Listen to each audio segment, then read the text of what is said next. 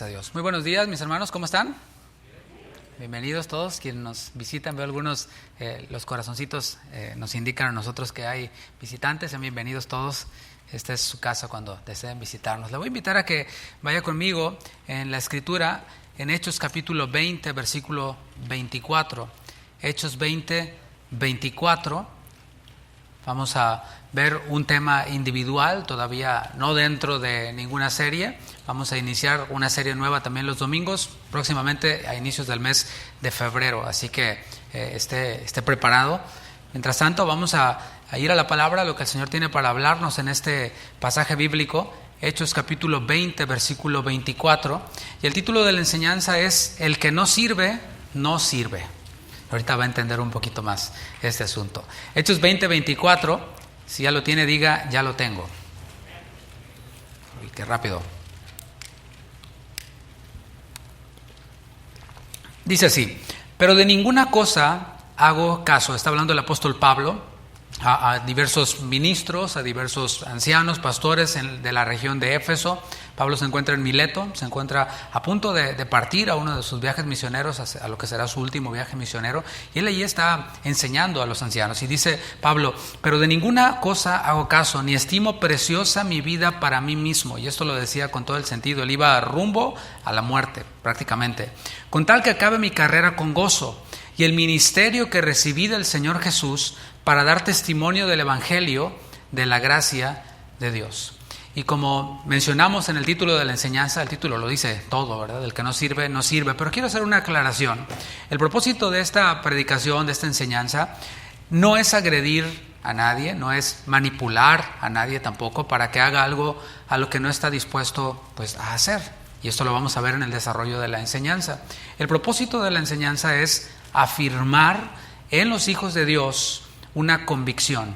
Quienes tienen más de, 6 meses atendiendo a esta congregación, asistiendo a esta congregación, han oído de un servidor que no se trata de manipular, que la función de un pastor no es empujar, no es manipular por medio del miedo, por medio de todo este tipo de cosas como la condenación, y si no haces esto te va a pasar esto, sino la tarea del pastor es crear convicciones en los creyentes. Porque si hay convicciones en nosotros, ¿sabes? Cuando nadie nos ve, entonces allí vamos a estar firmes.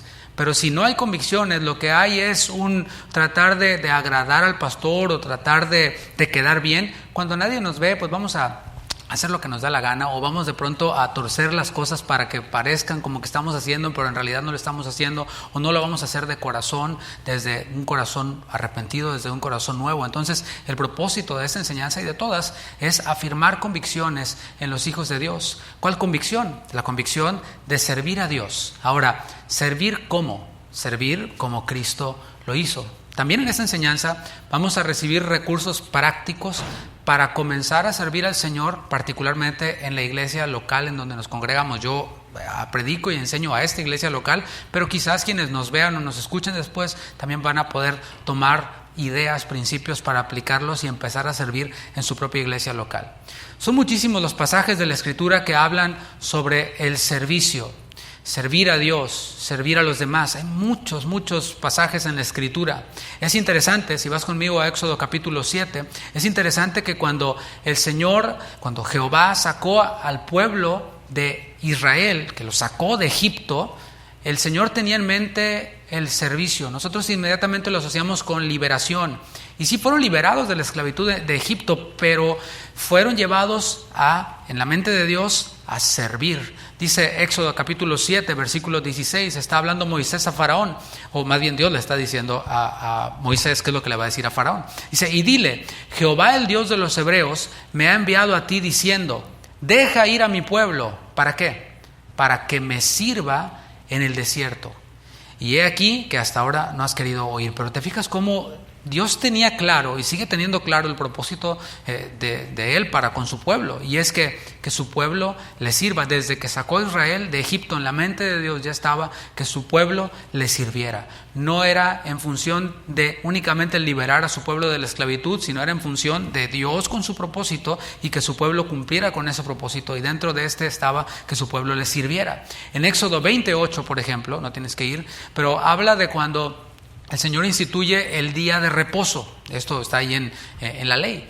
Este día de reposo sería un día que iba a ser consagrado. ¿Se entiende lo que es consagrado? Cuando escuchamos la palabra consagrado, de pronto pueden venir a nuestra mente muchas cosas, pero te lo pongo muy simple. Consagración es separación. Ejemplo práctico, me gusta el ejemplo que pone el pastor Raúl Borboa, y es sobre el cepillo de dientes, ¿sí? El cepillo de dientes está consagrado para el uso de tus propios dientes, ¿no? O sea, no se lo prestas a tu compadre. A ver, vecino, ¿me prestas su cepillo? Sí, ¿cómo no? Ahí está, ¿no? ¿Por qué? Porque eso sería un insulto, ¿no? Es inconcebible. Está consagrado para ese propósito. Y tampoco lo vas a usar para limpiar tus tenis, ¿no? Tus zapatos, así, y después lo vuelves a usar. No, está consagrado para eso. Si tienes un cepillo de dientes para limpiar los zapatos, está consagrado para limpiar los zapatos. Entonces, ese día de reposo era un día para que el pueblo de Israel pudiera separarlo. ¿Para qué?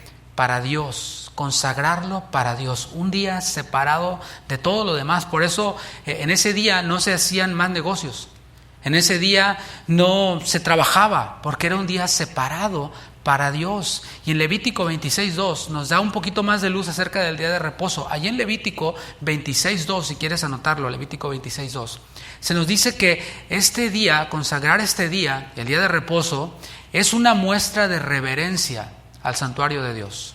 ¿Te fijas cómo desde el inicio del pueblo de Israel y desde que el Señor empezó a establecer todas las leyes, las normas, ya también en la idea de Dios, en la mente de Dios, ha estado que se pueda tener reverencia por el santuario, tener reverencia por la iglesia, en este caso, el lugar en donde nos reunimos? Es un lugar que ha sido separado para el servicio a Dios, para la adoración a Dios, y también se espera que haya reverencia. Y separar el día de reposo es muestra de reverencia por el santuario de Dios. Cuando Cristo vino, por supuesto, Él dijo: yo he venido no para abrogar la ley, no para anular la ley, sino ¿para qué? Para hacerla cumplir, para que se pueda entender a cumplirla y también para que se entienda. Y Él amplió el concepto del día de reposo.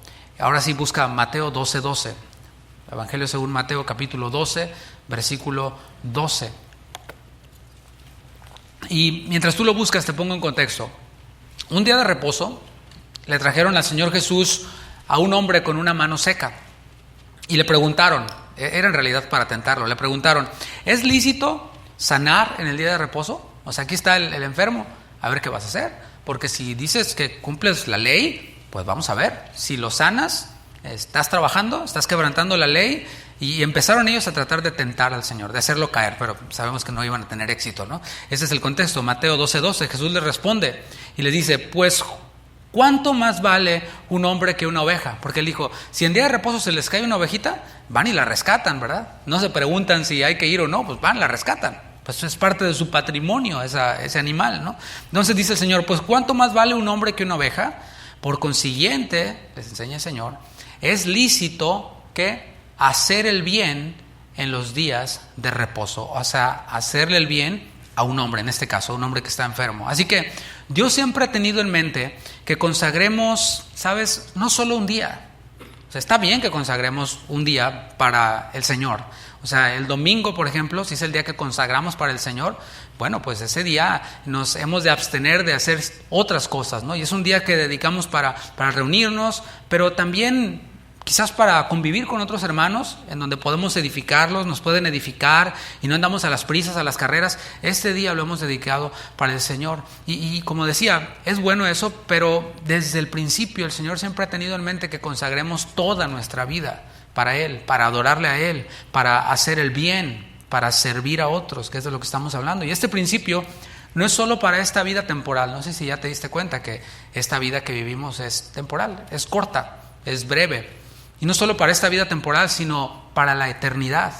Si vas conmigo a Apocalipsis capítulo 22, versículo 3, ahí podemos echar un vistazo a la Nueva Jerusalén. Solo estoy poniendo un ejemplo del principio de cómo Dios sacó a Israel de Egipto para servir, cómo Cristo vino a servir y no a ser servido a través de una vida consagrada. Y ahora vemos cómo es el final de la película. En la Nueva Jerusalén, en donde ya no habrá noche, donde ya no habrá maldición, en donde ya no habrá enfermedad ni pecado, etcétera. Fíjate cómo va a ser el asunto. Apocalipsis 22:3 dice: y no habrá maldición, y el trono de Dios y el Cordero estarán en ella, y sus siervos le servirán. O sea, este principio que estamos viendo el día de hoy es un principio que es eterno. O sea, hay cosas que son perpetuas y hay cosas que son eternas. Este es un principio eterno. Desde el principio, dice la palabra, que el Espíritu de Dios se movía sobre la faz de la tierra. Dios siempre ha estado en movimiento. Dios siempre ha estado trabajando. Dice también en los evangelios, Jesús decía, mi Padre hasta ahora trabaja y yo trabajo. Y sus siervos le sirven. ¿Cuántos dicen amén? Y sus siervos le servirán. Por eso, el que no sirve, ¿verdad? El título de la enseñanza. Algunos sinónimos de la palabra servicio, por ejemplo, está la palabra griega latreia, y son culto, tributo, adoración, son algunos de los sinónimos de esta palabra servicio, latreia. Repito, culto, tributo, adoración. Y sabes, en la sociedad en la que vivimos, como veíamos el viernes, se vuelve necesario definir el concepto de servicio. Pero también se vuelve necesario redefinir el concepto de servicio, porque pues muchos pueden tener su propia idea. Y mis hermanos, no es pecado mortal el de pronto influenciarnos por este mundo. Estamos inmersos en este mundo, pero por eso necesitamos ir a la palabra, para que la palabra derribe nuestros argumentos y la palabra nos enseñe. Así son las cosas. Pero en el mundo es diferente. Pero acá las cosas son así, y por esto necesitamos redefinir el concepto de servicio. Y cuando empezamos a indagar un poquito en lo que es el servicio desde la perspectiva bíblica, nos damos cuenta de que estamos nadando contra la corriente, de que vamos oponiéndonos. Veíamos el viernes, es una contracultura. El cristianismo es una contracultura, se opone completamente a esta cultura.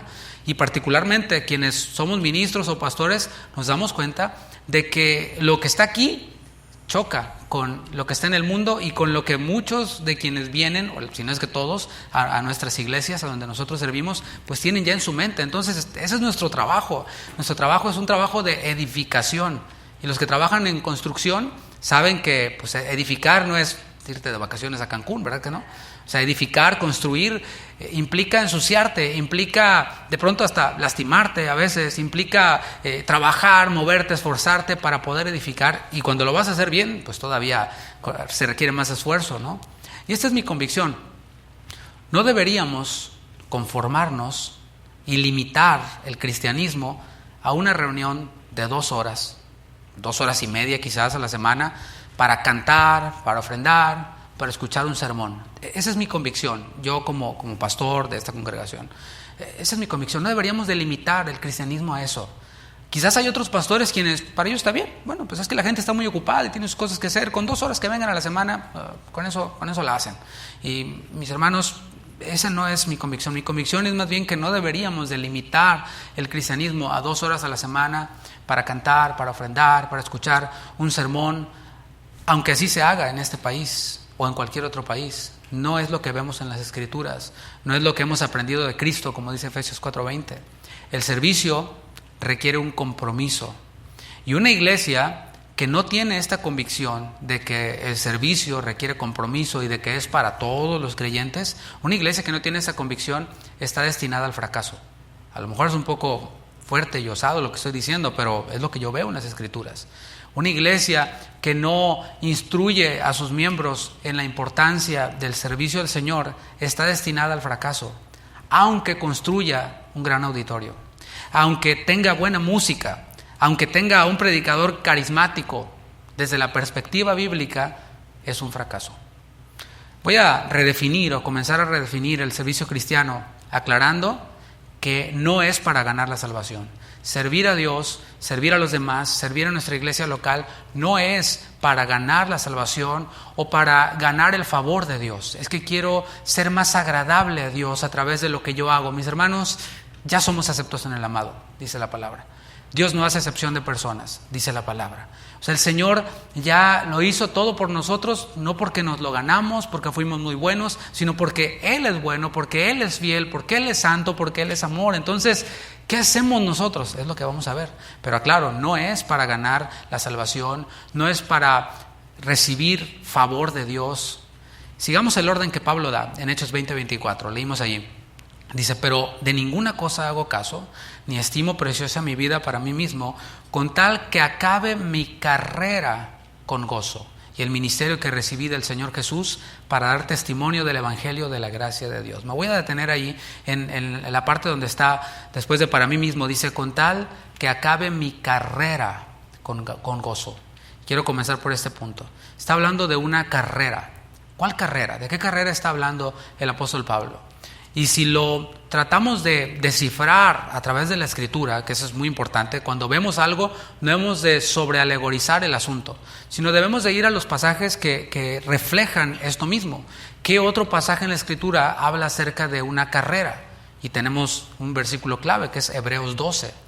Después de describir a todos los héroes de la fe, a todos estos hombres y mujeres de fe ahí en Hebreos 11, en capítulo 12 dice, por tanto nosotros también, se está hablando a los creyentes hebreos, pero en general a todos los creyentes, dice, nosotros también, teniendo en derredor nuestro tan grande nube de testigos, eso es del capítulo 11, despojémonos de todo peso y del pecado que nos asedia, y corramos con paciencia, ¿qué dice? La carrera que tenemos por delante. Esta carrera de la que habla Pablo, ahí en Hechos 20, y de la que habla el autor de la Epístola a los Hebreos, esta carrera de la fe comienza cuando creímos en Cristo para salvación. Allí comienza una carrera. Es un antes y un después. Tiene que haber un antes y tiene que haber un después. Pablo también dice en 2 Corintios que el que está en Cristo es nueva criatura. Todo es nuevo, es un antes y un después. Y ahora estamos en una carrera, la cual comenzó cuando recibimos el perdón de nuestros pecados, cuando creímos en Cristo para salvación. Bueno, allí dejamos de ser siervos del pecado. Dejamos de servir al pecado. ¿En qué sentido? En el sentido de que ya no le debemos más obediencia. El hombre del mundo no puede hacer otra cosa más que obedecer al pecado. No puede hacer otra cosa más que obedecer a sus propios deseos. No puede hacer otra cosa más que ir en pos de sí mismo, lo que veíamos en la enseñanza del viernes. Bueno, allí cuando creímos, dejamos de ser esclavos del pecado, siervos del pecado. Ya no le debemos obediencia. Fuimos liberados, las cadenas se rompieron y nuestros ojos fueron abiertos. ¿Para qué?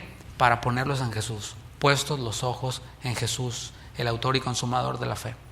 Esta carrera de la fe, por cierto, dura toda nuestra vida, todo nuestro transitar por esta tierra, en esta vida que es corta, termina cuando muramos, o si Cristo vuelve antes, allí termina la carrera también para nosotros. El punto es que nosotros no hicimos nada para ganar nuestra salvación, para obtener nuestra salvación.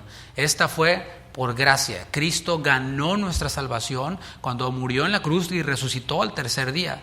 Esta salvación, esta vida eterna, como dice Efesios 2:8, fue por gracia y es por gracia por medio de la fe en Cristo Jesús. Luego de mencionar la carrera, en Hechos 20, donde vimos, Pablo menciona algo que es clave para nosotros en esta enseñanza, y es la palabra ministerio. Dice, con tal de que acabe mi carrera, o sea, toda mi vida cristiana, mi caminar con los ojos puestos en Jesús. Pero menciona también la palabra ministerio. Esta palabra ministerio es la palabra diaconía, de donde se deriva nuestro título diácono. ¿Sí has oído? El hermano diácono. Y no sé lo que viene a nuestra mente, pero el concepto bíblico de la palabra diácono, en la palabra original, es uno que sirve, un sirviente. Entonces, el diácono, pues sirviente. A eso aspiramos ser, diáconos, sirvientes. Diaconía significa servicio. Y nos da más detalles, dice Pablo, este ministerio o servicio lo recibió del Señor Jesús, con tal de que acabe mi carrera con gozo, y el ministerio, el servicio que recibí del Señor Jesús. Ahora, es importante esto, aunque el servicio implica ya de forma natural, implícito está el servir a los demás. Y cuando digo a los demás, hablo de personas reales, con nombre, con apellido, y no lo hacemos por los demás. O sea, no lo hacemos por hombres, no son los hombres quienes nos capacitan para servir, no son los hombres quienes nos otorgan el poder para servir, no, es Dios, y vamos a ver un poquito más adelante. Fue el Señor quien nos salvó, y es por Él y para Él que servimos. O sea, no es por hombres ni para los hombres, sino es por Dios y para Dios, pues de Él son todas las cosas, dice Romanos 11. Así que aquí es en donde está el principio con el que quiero empezar a transmitirte. El servicio no es para ganar la salvación, pues si somos salvos, ya hemos sido bendecidos con toda bendición espiritual en los lugares celestiales en Cristo. El servicio es nuestra respuesta a la maravillosa gracia de Dios. Ese es el servicio. Nuestra respuesta a esa maravillosa gracia, regalo, favor que hemos recibido de parte de Dios. Nuestra respuesta a la maravillosa gracia de Dios, según Pablo, tiene un propósito, y dice, si seguimos observando Hechos 20:24, dice, para dar testimonio del Evangelio de Dios. Y esto redunda, mis hermanos, en el plan de Dios, que es salvación. Todo lo que fluye desde la palabra en la vida del creyente tiene que recaer en la voluntad de Dios, que es que ninguno se pierda, sino que todos procedan al arrepentimiento. Cristo vino para perdonar a los pecadores, decía Pablo, de los cuales yo soy el primero, y esa sigue siendo la voluntad de Dios hasta que Él vuelva, y nosotros nos unimos a este plan en servir, y todo eso recae o debe recaer en la salvación de otros, en el testimonio que damos para otros. Hay un servicio que nosotros realizamos fuera de la iglesia, hay uno dentro, pero hay otro fuera de la iglesia. De hecho, el concepto eclesia en griego es llamados a salir, llamados fuera. O sea, salimos de aquí, de estas cuatro paredes, de este cuartel general, para ir al mundo. Y sabes, todos tenemos el ministerio de la reconciliación, dice el apóstol Pablo. ¿Qué es esto?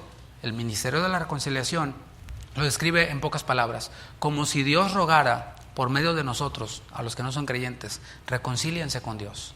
Ese es el ministerio que todos tenemos. Así que debemos de buscar una oportunidad para poder hablar con aquellos quienes no conocen a Cristo y decirles, reconcíliate con Dios. Decirlo de alguna manera. Pero según el texto, cuando nosotros corremos la carrera con paciencia, con gozo, cuando servimos a otros, desarrollamos nuestro ministerio, de alguna forma ya estamos allí testificando el Evangelio de la gracia de Dios. Es decir, nuestra vida está respaldando el Evangelio al que creímos, el Evangelio que predicamos también. El apóstol Pablo usó en 1 Corintios una analogía para describir a este grupo de redimidos, a este grupo de comprados por su sangre llamado iglesia. Y el apóstol Pablo usa la analogía del cuerpo. Debemos de entender lo que es una analogía. Es un ejemplo que trata de ilustrar, no es perfecta, ninguna analogía es perfecta. Por eso Pablo después habla de la iglesia como un edificio, ¿sí se entiende?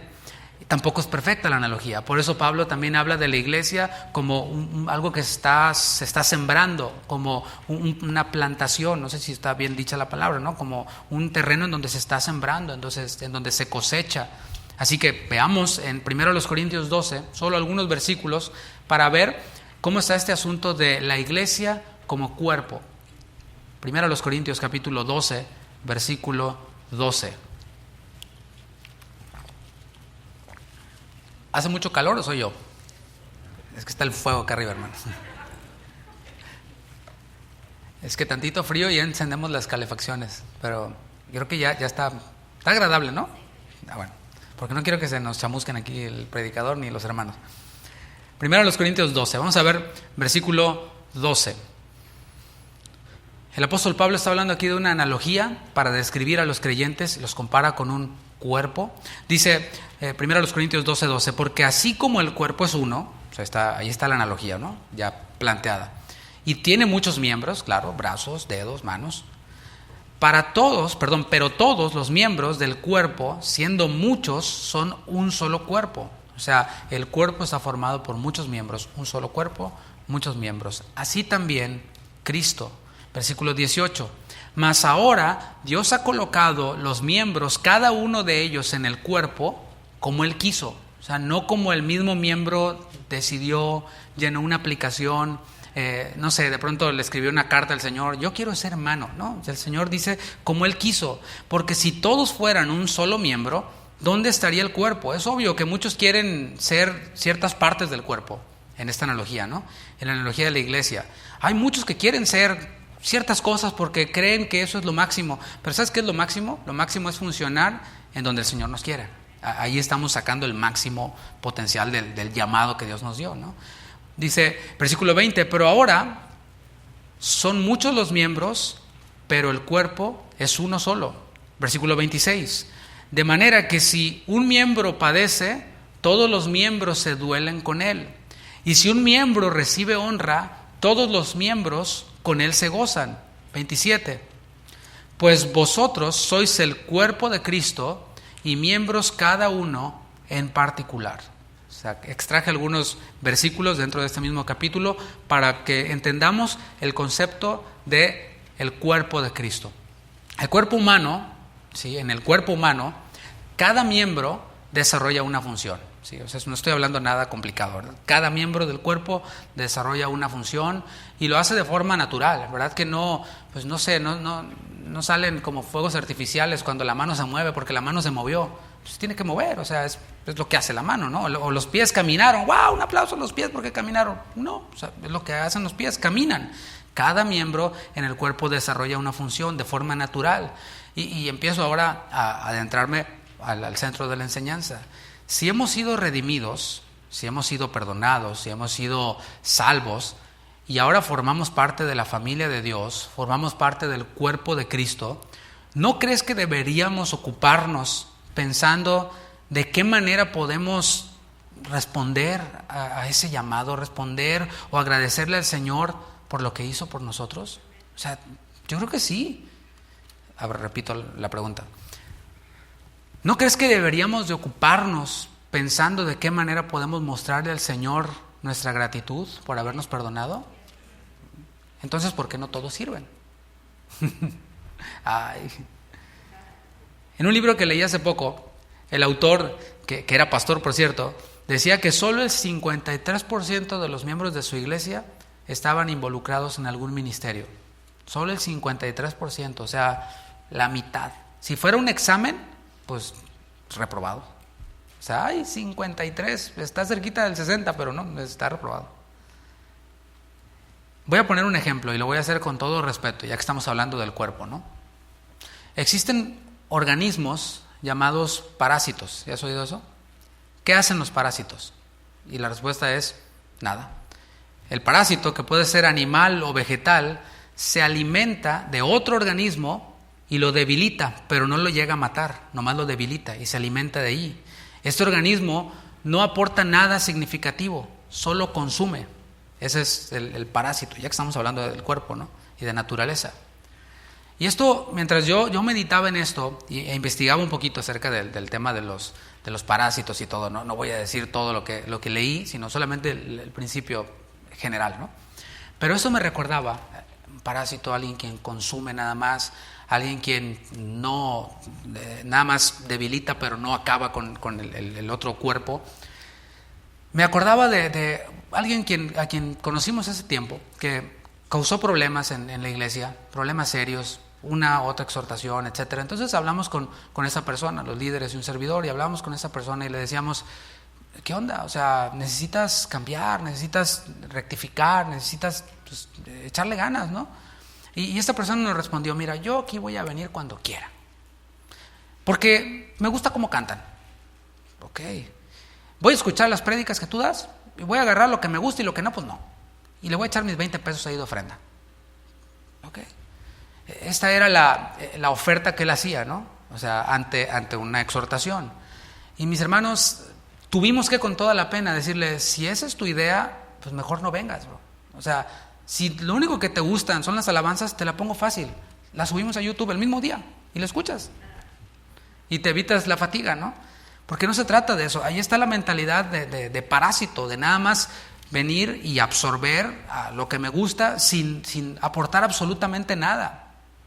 Y quizás suene contradictorio lo que voy a decir, que no todos estén sirviendo también es natural. O sea, por un lado es natural que los creyentes todos sirvan, pero por otro lado que no todos estén sirviendo también es natural, pero de acuerdo a la naturaleza carnal, a la otra naturaleza que está en nosotros. O sea, en nosotros habita la nueva naturaleza, pero está todavía, decía Pablo en Romanos, decía, está el pecado que mora en mí. Hay esta ley en mis miembros que queriendo hacer el bien, no hago el bien, sino el mal que no quiero hacer. Están estas dos naturalezas en nosotros. En Gálatas lo vamos a ver, está la carne y está el espíritu. ¿Cómo es el resultado de nuestra vida? De acuerdo a cuál alimentamos más, la carne o el espíritu. Si alimentamos más la carne, pues tenemos a un cristiano carnal. Si alimentamos más el espíritu, tenemos a un cristiano espiritual o maduro en la fe. Es simple, la palabra es simple, no es complicada. Nosotros la complicamos a veces, ¿no? Decía que el que no todos sirvan en una iglesia local es porque están alimentando más a su carne. La realidad es que todos estamos en un cuerpo con tendencia al pecado. Filipenses 2:21. ¿Cómo es este cuerpo con tendencia al pecado? Y cuando digo cuerpo, aquí me estoy refiriendo a todo nuestro ser. Incluye nuestra mente, incluye nuestra alma, incluye nuestro corazón. Efesios 2:21 dice, porque todos buscan lo suyo propio, no lo que es de Cristo Jesús. Si nosotros no nos alimentamos de la palabra, si no fortalecemos nuestra fe a través de la comunión con Dios y todas las herramientas que Dios pone a nuestra disposición, vamos a andar en modo así, en modo buscando lo mío. Todos buscan lo suyo propio. Y la pregunta aquí es, ¿a quién escribe Pablo estas palabras? Y les escribe a los creyentes en Filipos, a los filipenses, Filipenses 2, o sea, les está hablando a creyentes. Todos buscan lo suyo propio, hasta los creyentes también. Esa es la tendencia que tenemos. El texto base, Hechos 20:24, comienza así. Y dejé el principio del versículo para el final de este análisis, porque ahí es en donde está la solución. Ante la pregunta, ¿por qué no todos están sirviendo? Hechos 20:24 dice, pero de ninguna cosa hago caso. O sea, y esta ninguna cosa no solo incluían las críticas que Pablo recibía, no solo incluían de pronto los adversarios que había entre los gentiles, entre los mismos judíos. Estamos hablando aquí del riesgo que corría su vida, yendo él hacia Jerusalén. Se dirigía a Jerusalén a llevar una ofrenda que había colectado. O sea, dice, yo no hago, de ninguna hago caso. El profeta le había dicho, si tú vas a Jerusalén, vas a morir allá. Y se lo puso así con la profecía ilustrada, ¿no? Está este cinto, así como este cinto se hace pedazos, así van a hacer pedazos al dueño del cinto, y el dueño era Pablo, ¿no? O sea, dice Pablo, de ninguna cosa hago caso, ni estimo preciosa mi vida para mí mismo. Ahí está la clave. Se trata de no estimar preciosa mi vida para mí mismo, lo que veíamos el viernes. Y yéndonos al terreno de la práctica, aquí en esta iglesia local. ¿Cómo servir a Dios en mi iglesia local? ¿Sabes? La respuesta es dejando de estimar preciosa mi vida para mí mismo. Por eso el viernes hablamos de la familia. Porque si el esposo cristiano solo estima su vida preciosa para sí mismo, pues su matrimonio no va a funcionar bien. Y sus hijos, su familia no va a funcionar bien.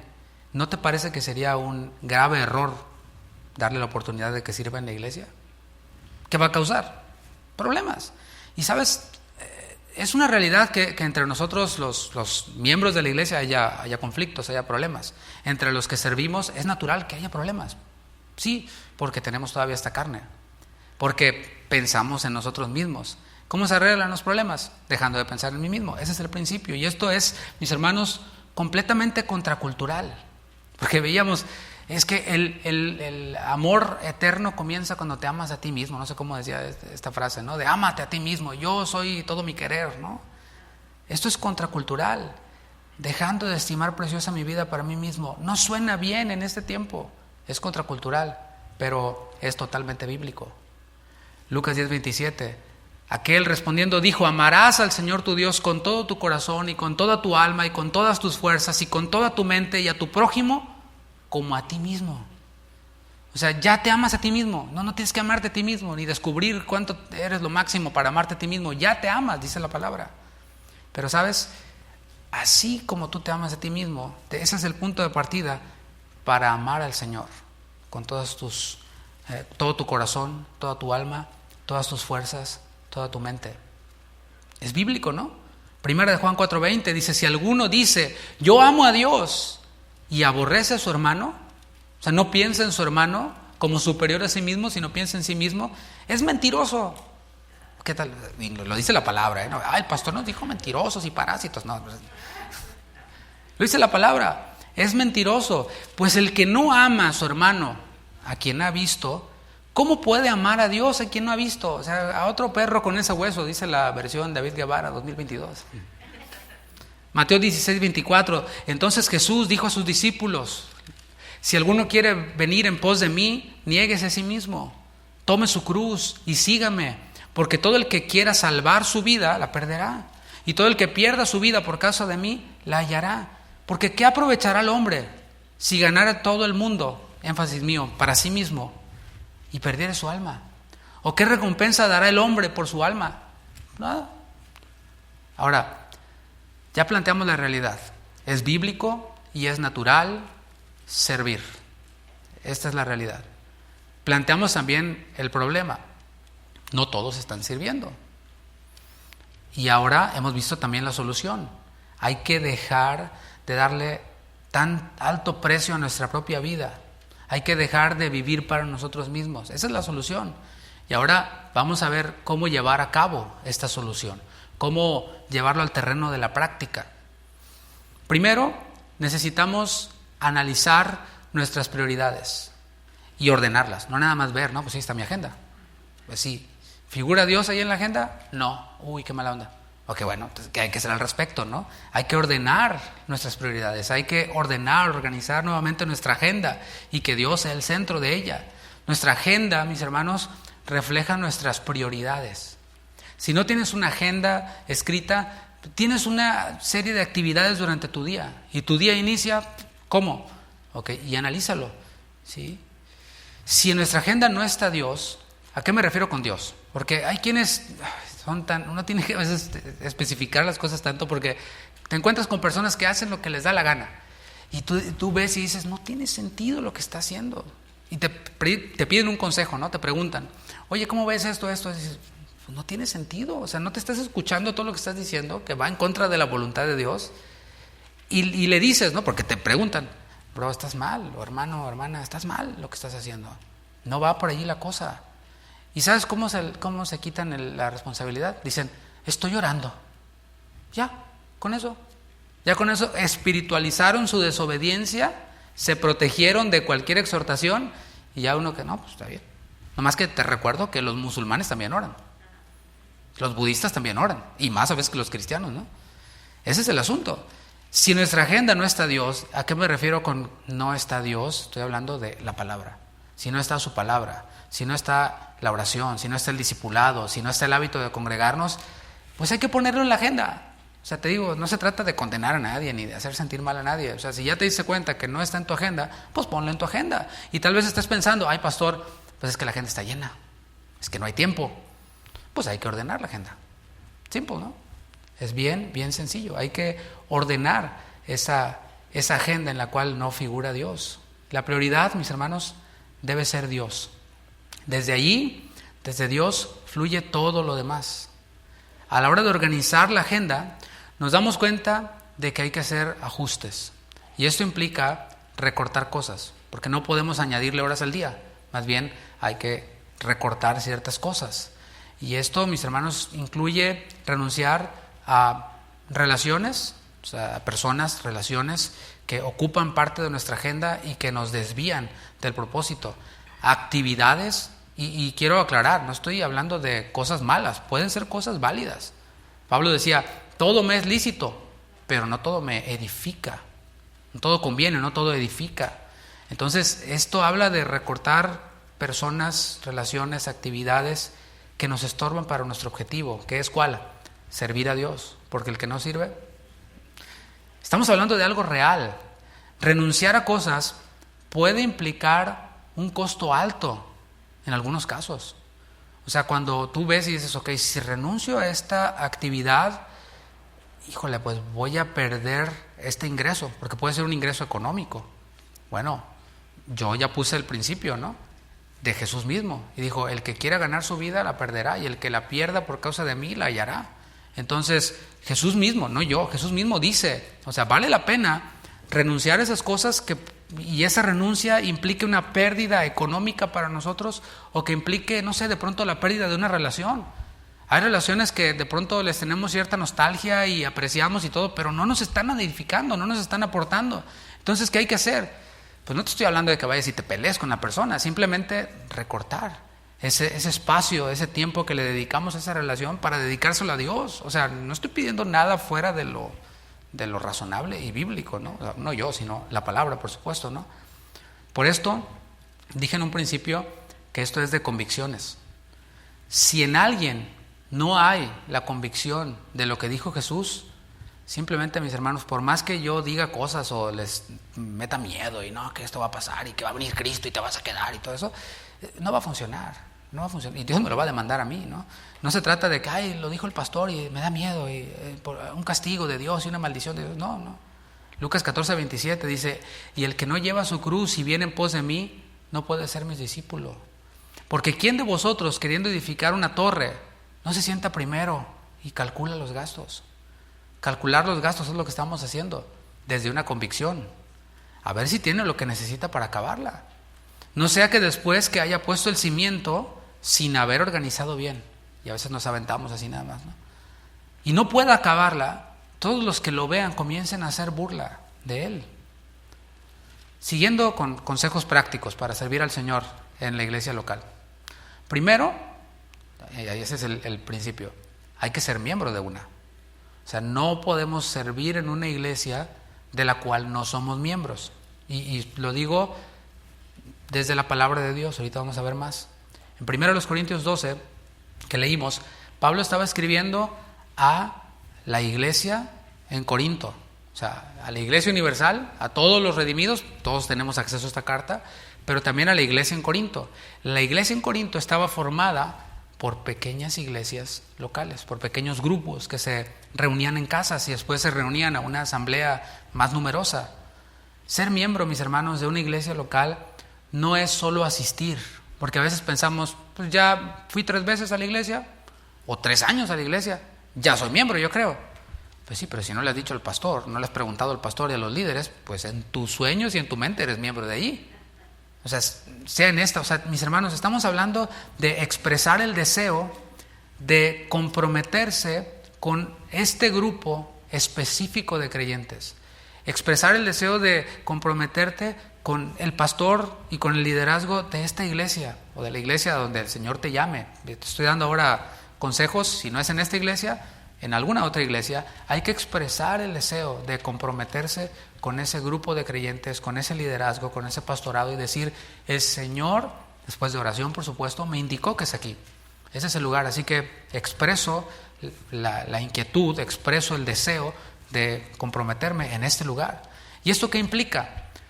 Implica consumir el alimento que se imparte en esta iglesia local. Voy a hablar a partir de ahora de esta iglesia local en particular, ¿no? Es eso, es consumir el alimento que se imparte aquí. Hay abundante alimento. Y no lo digo con jactancia, porque no soy yo solamente quien enseña. Estaba viendo el discipulado del jueves con los jóvenes. Y cada que lo veo quedo gratamente sorprendido. De verdad me gozo, porque nuestros adolescentes y jóvenes están siendo expuestos a enseñanza bíblica sólida y objetiva. No se les está entreteniendo y aquí payasadas y eso. No, se les está hablando la palabra. Y lo que más me bendice es la respuesta de los jóvenes, que lo reciben con gozo, reciben la palabra. Nuestros jóvenes y adolescentes, ahí donde los ves con carita así como medios empachados, decía mi abuelita a veces, ¿no? Así como que tienen la capacidad para entender cosas profundas. Si no, métete a ver la currícula de lo que están aprendiendo en la escuela y dices, órale, hasta nos dan una clase de álgebra, la verdad, de trigonometría y de cálculo diferencial y de cosas, órale, no, yo me quedé apenas en restar y sumar, mijo. Por eso estudié música, porque no quería nada que ver con eso. Pero ellos están expuestos a cosas profundas. Y en la enseñanza que nosotros damos para los jóvenes, ¿sabes? Hasta los adultos aprendemos, y mucho. Y somos edificados. En la enseñanza de los miércoles, en el discipulado de los martes, la reunión de los viernes. O sea, cada reunión no es un relleno nada más. Oiga, no hay reunión de quién sabe qué, pues hágale, hermano, usted. No, o sea, cada cosa está orada y pensada, probada, a prueba y error, y la vamos perfeccionando y puliendo cada vez más. Pero mis hermanos, el llamado aquí es a consumir el alimento que se sirve, se prepara aquí. Porque ¿qué sentido tiene venir el domingo y toda la semana escucharlo de todos menos lo de tu iglesia? ¿Acaso esa es la actitud de un miembro de una iglesia? La verdad, no. Es también ser parte de las vidas de los demás miembros de la iglesia. Lo leímos en Corintios. Cuando un miembro del cuerpo se duele, todos los miembros se duelen juntamente con él. Eso habla de estar, pues, pegado al cuerpo. Pero cuando no, fíjate que tal hermano le pasó algo. ¿Quién? ¿Cuál hermano? ¿Cuál? ¿Quién sabe? Yo estoy centrado en mí mismo, nada más. A mí no me importa el hermano. Se trata de ser parte de las vidas de los demás miembros de esta congregación. Y el llamado práctico aquí es, si todavía no eres miembro de esta iglesia local, o si no sabes si eres miembro de esta iglesia local, bueno, puedes acercarte con un servidor, con alguno de los líderes y expresarle simplemente tu deseo, tu inquietud de ser miembro de esta iglesia local, o asegurarte o decir, me llegó la enseñanza, ¿por dónde podemos empezar para servir? Y ahí te podemos con mucho gusto instruir. Para servir en la iglesia local es necesario ser parte del discipulado. No se trata solo de hacer cosas. Este es mi punto aquí, y es algo en lo que he querido estar sólido y parado en esto. No se trata solo de hacer cosas. Honestamente, las necesidades que tenemos para este grupo están suplidas. Y si algunos no estuvieran, pues vemos cómo le hacemos y salimos adelante.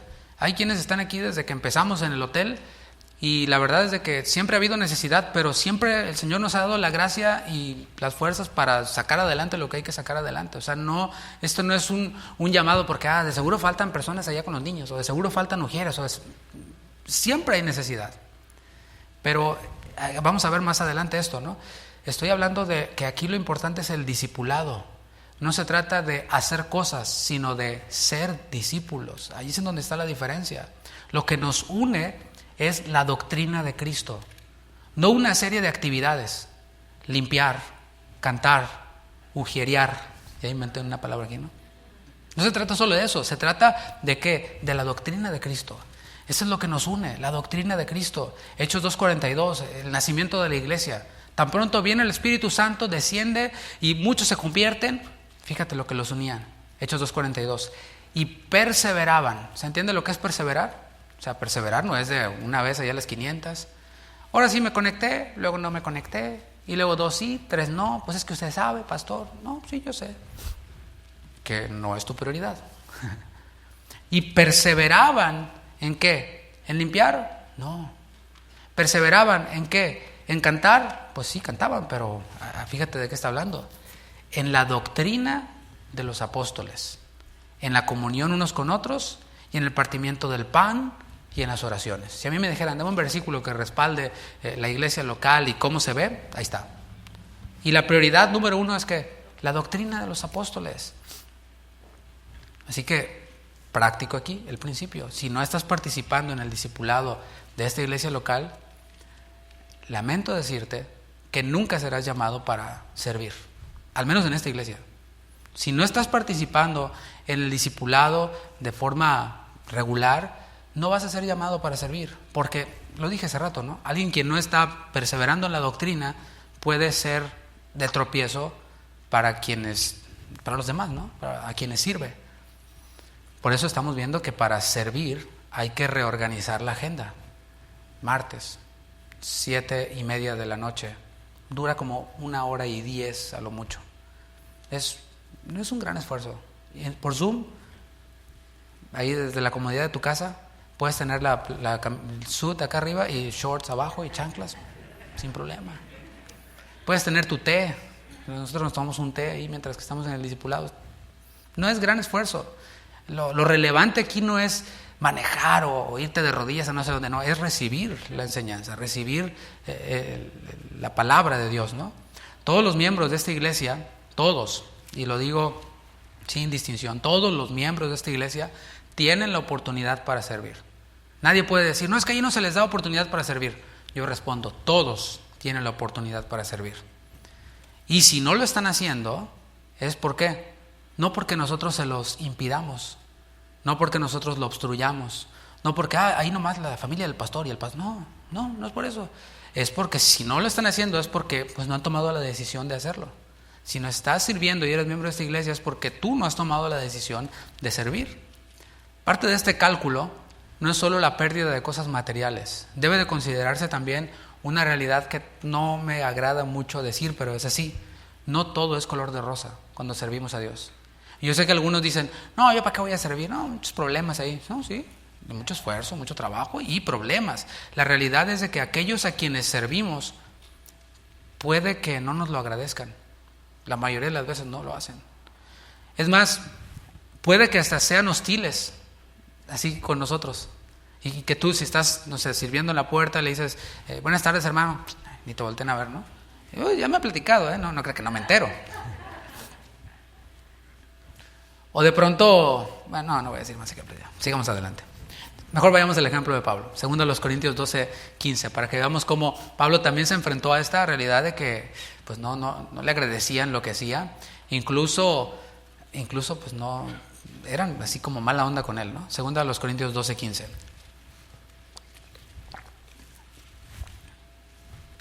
Ay, todavía tenemos tiempo, hermanos. Gloria a Dios.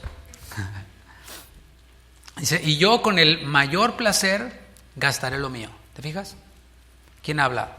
Pablo, quien dice, no estimo mi vida preciosa para mí mismo, estoy corriendo esta carrera, tiene un propósito, y dice, pues vale la pena gastar de lo mío. Y dice, y no lo voy a gastar así como que una hora del discipulado del martes, dice, con mayor placer gastaré lo mío, tiempo y recursos. Dice, y aún yo mismo me gastaré del todo por amor de vuestras almas. Eso es lo que yo veo en la Escritura cuando tiene que ver con servicio. Yo veo, mis hermanos, una disposición a darlo todo para el Señor. Y yo sé que otra vez es contracultural y quizás sus compañeros del trabajo, de la escuela, tu familia te digan, estás loco, estás ahí metido en la iglesia todo el tiempo y que quién sabe qué y bla, bla, bla, bla. Sí, los de este siglo no entienden las cosas que son del Espíritu. El hombre carnal no discierne las cosas que son del Espíritu. No puede. Es como pedirle peras del olmo, no se puede. Pero estamos viendo esta convicción que tenía Pablo. Dice, aún yo mismo me gastaré del todo. ¿Por qué? Por amor de vuestras almas. Previamente, por supuesto, amando al Señor. Y ahí es donde viene lo que quiero subrayar. Aunque amándoos más. ¿Cómo está expresando este amor? Gastando de lo suyo, gastándose a sí mismo. Aunque amándoos más, sea amado menos.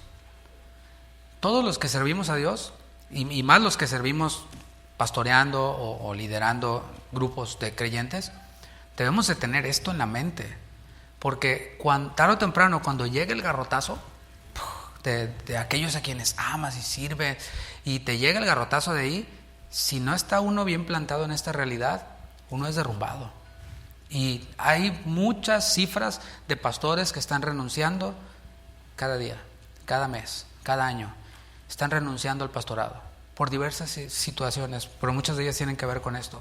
Y más triste, pastores que están cometiendo suicidio, pastores que están en la depresión y que aún así en depresión se suben y predican. Mis hermanos, esto es una realidad. Otra vez, no estoy haciendo una invitación para un volunteering donde, ay, qué bonito, vamos a hacer esto, ay, sí, nos van a aplaudir, vamos a salir en la foto de la página, ay, qué bonito. No, estamos hablando de que, aunque amándoos más, sea amado menos. Hay que estar preparados para esto. Solo en la comunión con Cristo y con su iglesia podemos identificar los dones que el Señor nos dio a cada uno para edificación de la iglesia. Solo en la comunión con Cristo. O sea, la invitación es a servir. Pero ahí sirviendo, mis hermanos, es en donde vamos a encontrar los dones que el Señor nos ha dado a cada uno de nosotros. A cada uno el Señor nos dio dones. Cuando fuimos salvos, recibimos su Espíritu, pero también recibimos dones espirituales. Y no hay manera de descubrir cuáles son esos dones espirituales fuera de estar sirviendo en la iglesia local, de estar involucrado en nuestra iglesia local. Porque si no hay iglesia local, si no eres miembro de una iglesia local, tus dones los estás enterrando, los dones espirituales. No estás edificando a nadie, aunque creas que lo estás haciendo. Y ejemplos hay muchos. En Hechos 6, por ejemplo, vemos a unos servidores que fueron elegidos, diáconos se les llama. ¿Para qué? Para servir a las mesas. ¿Cuáles eran los requisitos que vemos en estos, o las cualidades que vemos en estos diáconos de Hechos 6? Bueno, primero eran miembros de la iglesia. Eran conocidos por la iglesia de Jerusalén. Decían, busquen entre ustedes varones con tales requisitos, ¿no? Con tal perfil, llenos del Espíritu, llenos de sabiduría, de buen testimonio. O sea, eran personas conocidas por todos. No eran el que llegaba una vez al año, entraba y salía, no, los conocían. Y ellos comenzaron sirviendo a las mesas. O sea, mis hermanos, eso no es, o sea, no hay que ser muy espiritual para servir a las mesas. Eso lo entendemos. Pero fíjate cómo Uno de ellos, Esteban, lleno de gracia y de poder, hacía grandes prodigios y señales entre el pueblo. Eso está en Hechos 6:8. Sí, servía a las mesas, se dispuso, era parte de, estaba ocupado, pero después el Señor lo siguió usando. ¿Sabes cómo? Haciendo grandes prodigios y señales entre el pueblo. Ahí descubrió él sus dones. ¿Qué podemos decir de otro de esos diáconos de Hechos 6? Otro llamado Felipe, el cual sirvió a las mesas también, era miembro de la iglesia, estaba perseverando en la doctrina de los apóstoles y luego de que empezó a servir a las mesas, fue a predicar el evangelio a Samaria. Eso está en Hechos 8. El mismo Felipe que servía a las mesas, el mismo Felipe que predicó a los samaritanos. Y después vino el apóstol Pedro y ellos recibieron al Espíritu Santo. Podemos ver cómo todo tiene un inicio y el Señor nos va a llevar, pero a veces pensamos diferente, ¿no? La palabra nos revela además un maravilloso detalle sobre este varón llamado Felipe. Su fidelidad como servidor no solo se veía en el servir a las mesas.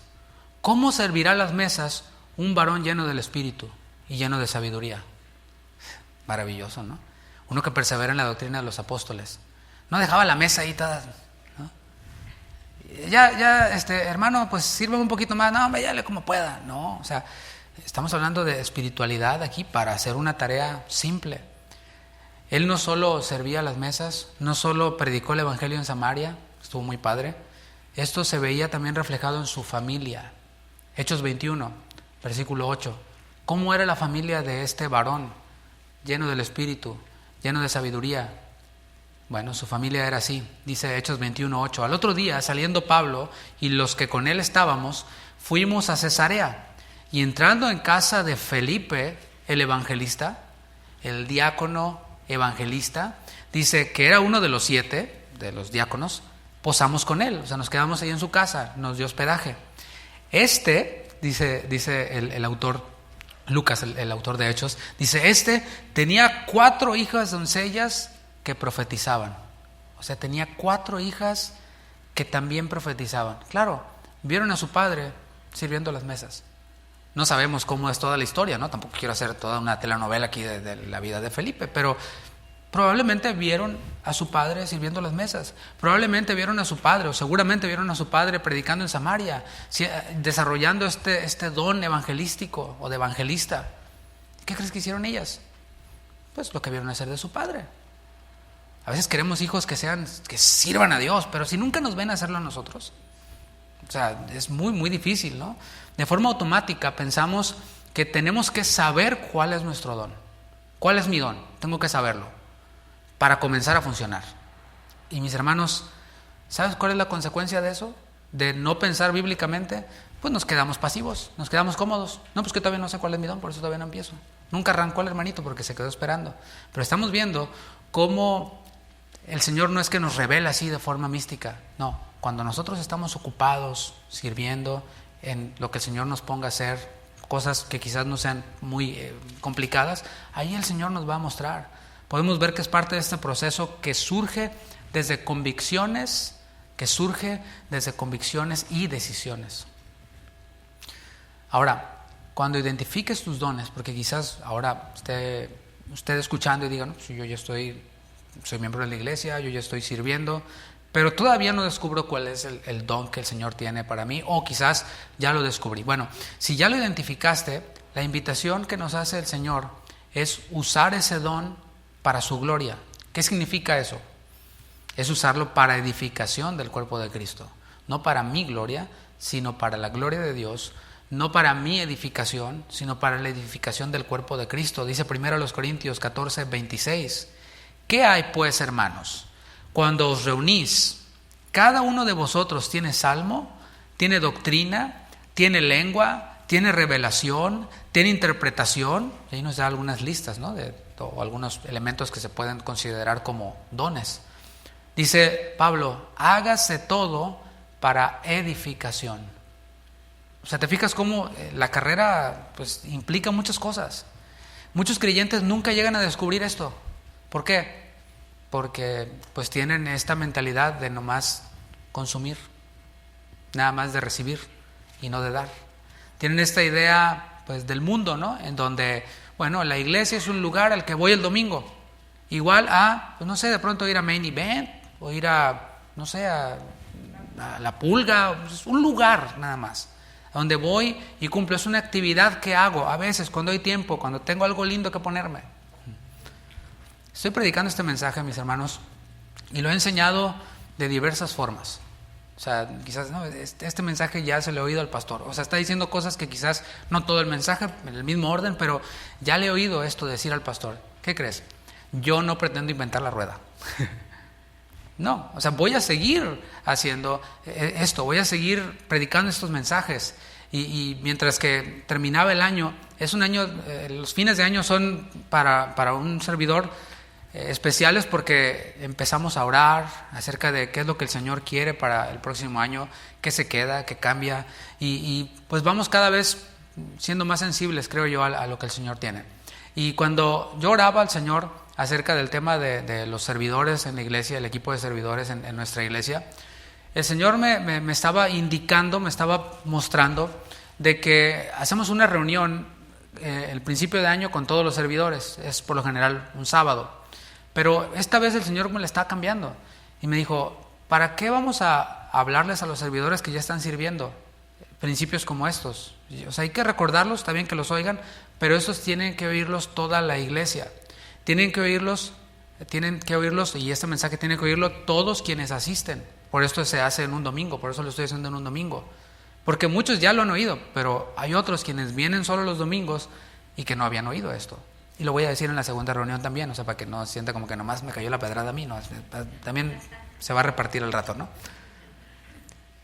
¿Y por qué repito estos principios? ¿Por qué parezco repetitivo en esto cada principio de año quizás? Ya lo dije, no es porque falten personas, sino es porque servir trae consigo un gozo indescriptible.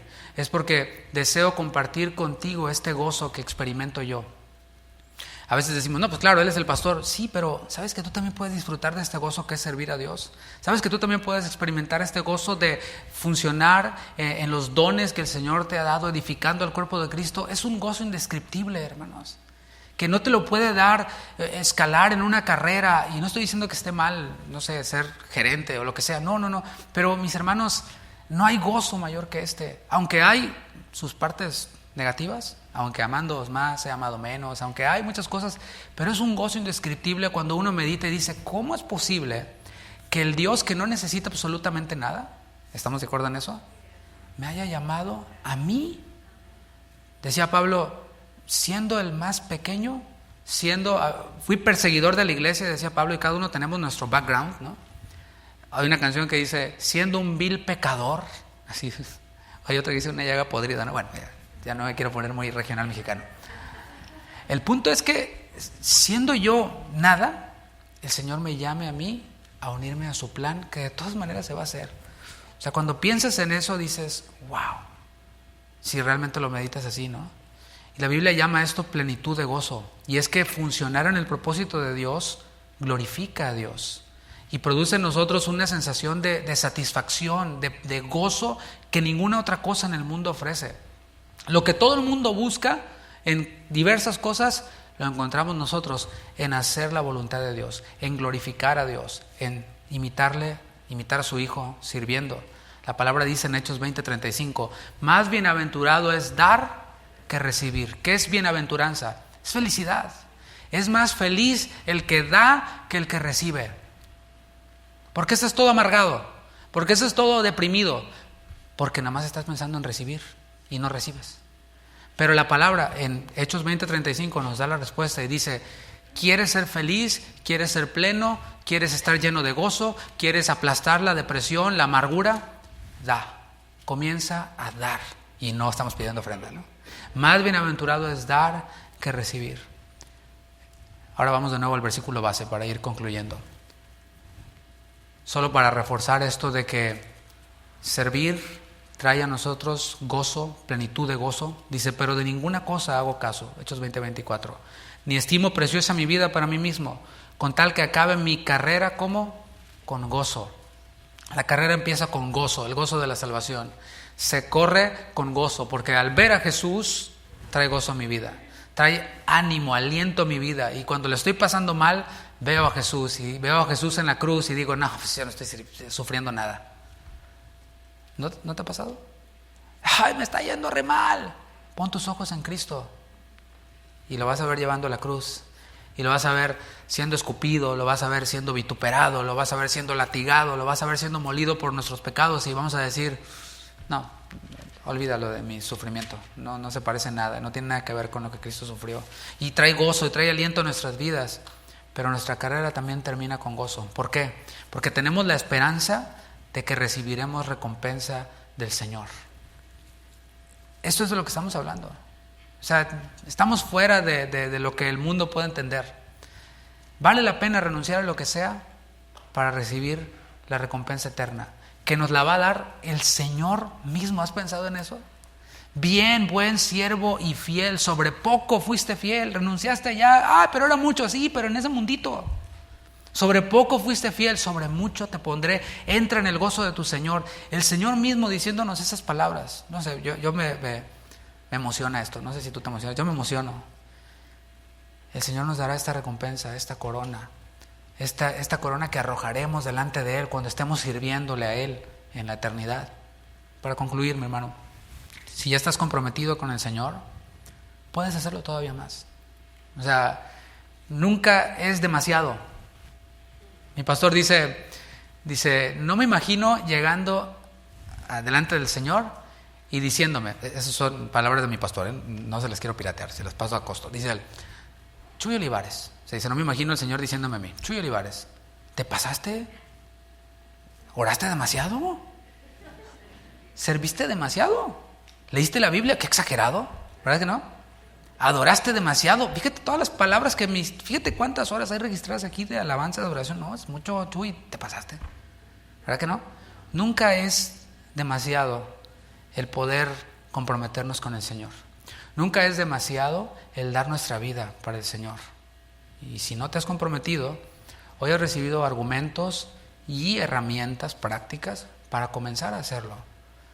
Es mi oración, mis hermanos, que muchos el día de hoy o a través de las enseñanzas anteriores hayan formado convicciones o hayan fortalecido sus convicciones y que esas convicciones les guíen a tomar decisiones, porque créame, no pretendo yo nada más decir un bonito mensaje. Estuvo bien bonito el mensaje. ¿Y eso qué? O sea, lo que buscamos es que hayan convicciones y que desde esas convicciones se tomen decisiones en el Señor. Poder ver eso cada vez más. Todos deseamos que más personas se conviertan, ¿verdad que sí? O sea, que más almas vengan a los pies del Señor, que las iglesias, no solo esta iglesia, yo oro de verdad, o sea, esta no es la única iglesia, yo oro para que todas las iglesias que predican al Cristo de la palabra, que creen en las doctrinas esenciales que nosotros creemos, crezcan y se multipliquen, pero se requiere compromiso, se requieren convicciones, se requieren decisiones, y eso es lo que el Señor nos está hablando. Y yo deseo también que esta iglesia crezca, no que engorde, la verdad, o sea, ¿se entiende? O sea, engordar no es lo mismo que estar musculoso. O sea, quizás puedan pesar los dos varones 200 libras, pero unas son 200 de músculo y otras de puro McDonald's, ¿no? O sea, es diferente. Y hay grupos que están engordados. ¿Por qué? Porque se atraen precisamente con tú sueña en grande, tú esto y tú aquello, y te vamos a dar, alimentan ese consumismo que hay a través de la mentalidad del mundo. Pues sí, está bien gorda la iglesia, si se le puede llamar iglesia, pero lo que queremos nosotros es que haya un crecimiento sólido, un crecimiento saludable, y la meta de verdad de todo pastor debería de ser que todos los que asisten fueran miembros de la iglesia, que todos los miembros sirvan. ¿Sabes por qué? Porque si eso pasa, tenemos la base para que más personas lleguen. ¿Cómo pretendemos que la iglesia crezca si no estamos enseñando a la iglesia a que predique el evangelio a otros? ¿Qué vamos a andar haciendo? ¿Sacando personas de sus iglesias para traerlos? No, gracias. Son problemas eso. ¿Cómo esperamos que la iglesia crezca si no tenemos la base para que los que lleguen sean servidos? O sea, no tiene sentido. A veces le pedimos al Señor cosas que ni sabemos. Pero mis hermanos, su palabra nos guía a esto, a crear convicciones y a tomar decisiones y a decir, ¿sabes qué? Este año voy a comprometerme con el Señor. Este año voy a hacer lo que no hice el año pasado. Así que yo te invito a que te pongas de pie y voy a terminar orando. Gracias por permanecer, por su atención. Voy a terminar orando y dándole gracias a Dios. Gracias, Padre, por este tiempo. Gracias por tu palabra. Gracias porque tú nos hablas a través de ella. Tú dispones para nosotros el gozo, la bienaventuranza de dar, porque es más bienaventurado el que da que el que recibe. Y que a través de tu palabra podemos darnos cuenta de que el pensar solo en recibir, el pensar solo en mí, trae destrucción a mi vida, trae estancamiento a mi vida, esterilidad espiritual. Pero Señor, tú deseas para tu iglesia que sea una iglesia pura, que sea una iglesia sin contaminación de las cosas del mundo, de la filosofía del mundo. Y Señor, es nuestra oración también que cada vez más personas sean parte de la familia de la fe, que sean parte del cuerpo de Cristo a través del arrepentimiento de sus pecados, a través de el reconocer que tú eres el Cristo, el Hijo del Dios viviente. Y si hay alguien aquí quien no ha sido parte todavía de la familia de la fe, quien todavía no es parte del cuerpo de Cristo, quien todavía no es salvo, sabes, el Señor sigue diciendo: el que a mí viene yo no le echo fuera. El Señor sigue diciendo que Él vino a salvar a los pecadores. El Señor sigue diciendo que Él no quiere que ninguno perezca, y Él te hace este llamado. El llamado es: cree en el Señor Jesucristo y serás salvo. Confía en Él, arrepiéntete de tus pecados, del más grande de incredulidad. Cree en Él, confiesa tus pecados, dice la palabra, y serás salvo. Y promete: serás salvo tú y toda tu casa. La invitación es a correr esta carrera de la fe. Si tú no eres salvo todavía, puedes hacer a un lado todo el tema de servir y todo esto para centrarte en arrepentirte de tus pecados. Lo demás vendrá después.